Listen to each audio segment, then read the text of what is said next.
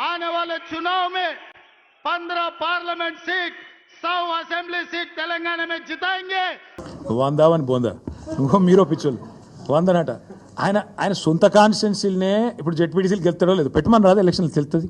నేను ఏమంటున్నా అంటే మాటలు కోటలు దాటుతాయి రేవంత్ రెడ్డి ఇంకా కూడా పడిపోతారా నాకు అర్థం కాదు. మీరు కూడా మాటలకు ఈయన గీ మాటలు చెప్పి ఆ కుర్చీలో కూర్చున్నాడు ఏదో అది చెప్పి ఇది చెప్పి 420 అడ్డమైన హామీలు ఇచ్చి ఢిల్లీకి వెళ్ళి టూరిస్టులను తీసుకొచ్చి ఈ డిక్లరేషన్ ఆ డిక్లరేషన్. నేను ఒక్కటి అడుగుతున్నా 100 సీట్లు గెలవాలి. ఎట్లా గెలవాలి? ప్రజలు ఓట్లు వేయాలి.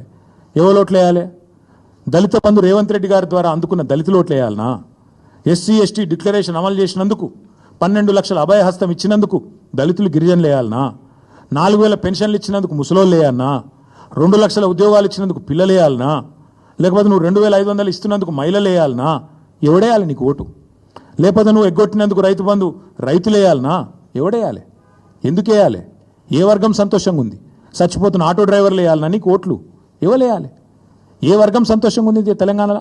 ఒకటే ఒక వర్గం సంతోషంగా ఉంది. రేవంత్ రెడ్డి ఆయన తొట్టి గ్యాంగ్ ఒకటి ఉంటుంది. పేర్లు చెప్పండి చెప్తా కానీ ఇప్పుడు వద్దు, మరోసారి చెప్తా.